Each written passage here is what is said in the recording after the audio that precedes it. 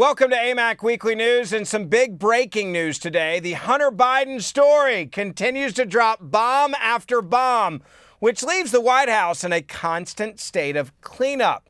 Now, new information shows that Hunter Biden met with his father, then the Vice President of the United States of America, Joe Biden, in the White House on multiple occasions, immediately following meetings with Romanian officials. Now, these meetings were presumably, important meetings, right? At a high level. No, they really weren't. It was actually just about Hunter Biden getting paid. He was meeting with a Romanian real estate mogul who's actually a fugitive now on the run. The New York Post reported that these meetings with this individual focused on helping him with a conviction stemming from his purchase of 550 acres of government-owned land for a steep discount. Yeah, nothing could be shady here, right? So then you call Hunter Biden, and Hunter Biden went straight from his meeting with this Romanian fugitive to see his dad at the White House, we now know on multiple occasions. The question you should be asking yourself right now is, why hasn't the media told you anything about this? Because they don't want you to know. To discuss all this, we have AMAC Action Senior Vice President Andy Mangione here with us. Andy, I appreciate you coming on, and this situation is getting so bad that even leftist media networks are starting to question whether this will impact Joe Biden's political career. I want you to take a look at this clip, and rapture alert, this is from CNN. What about Hunter? Hunter under federal investigation. Charges could be coming at any time. This is not just a right-wing media story. This is a real problem for the Bidens. Could he decide not to run for re-election, given his son? Look, they make decisions as a family, and they will make that decision when it's time. But do you think they've talked about it yet? No. The president's doing his job. He's doing his work. He's not focused on that. It's 19 months. Why would he be doing that? Okay, so you're saying the press is getting ahead of... Way ahead. Andy, I got to bring up the possibility after watching this on CNN that maybe the left has decided that Joe Biden, their useful idiot, is no longer useful, and they need to cut ties with Joe Biden right after the midterm elections, and that's why they're talking this way. Your thoughts? Ben, the guy that used to work in the Biden White House is saying that the president's hard at work. They're not even discussing this issue. The election is 19 months away.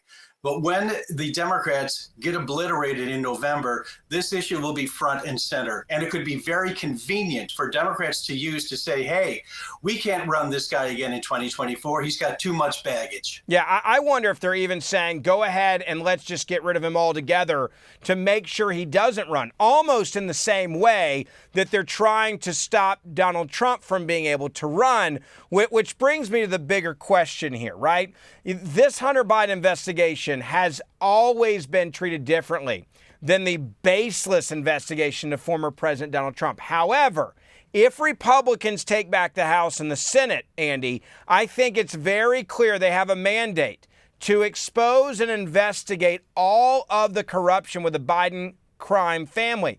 And I'm not so sure that Democrats really they know what's there, right? They know that he was taking money from Russia and Russian oligarchs. They know that they were doing shady deals with Burisma. They know that they still have investments with Chinese Communist Party energy companies. Hell, we just found out recently, Andy, that they earmarked oil that we released from the strategic oil reserves that was supposed to help Americans.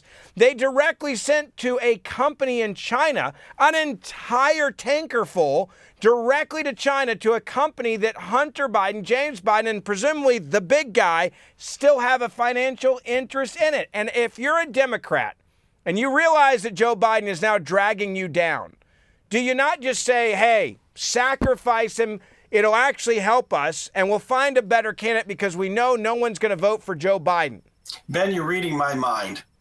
The Republicans could give a huge assist to getting rid of Joe Biden for the 2024 election by conducting these investigations. And it would not surprise me in the least to see Democrats stand down and let these investigations take place. I hope that Republicans are smart about this And what I mean by that is you may want to drag your feet and drag them out a little bit. The same way that Democrats did with Russian collusion. They knew it was a lie, but it was a useful lie. But this is actually in fact. And if you come in, you may want to drag this out to the point where the Democrats have no choice but to coalesce behind the sitting president, and then you give him the nomination by default, because I think he'll be so easy to beat. And that's my only concern here is how do you investigate clear corruption? I would say criminal activity, but also not screw it up where you give the Democrats an out on Election Day to have a brand new shiny object. Ben, it's going to be a fine line that we're going to have to trust Republicans to walk. And that kind of makes me a bit nervous as well. I share your concern. There are some smart people in Congress, and we're witnessing new types of Republicans who are winning primaries. And hopefully this will translate into them winning their general election in the midterm so they can bring some fresh ideas on how to handle this situation. You're right in that it has to be handled delicately and, in addition, be politically advantageous for the Republicans. I want accountability, but I don't want to give the Democrats a get-out-of-jail-free card to get a new candidate for 2024. Joe Biden is the gift that keeps on giving. I can promise you this. If you're watching right now, AMAC is going to keep you informed on this issue, on a lot of other issues each and every day. So if you're not a member, please join us, especially heading into these midterms. It's so important that you stand with us and more than 1 million other conservatives at AMAC. We need your support. We need your help, and we will give you the tools and resources you need to fight back and stand up for your First and your Second Amendment rights in this country. Andy, I appreciate your time, and we'll see you back again in a few days. My pleasure, Ben.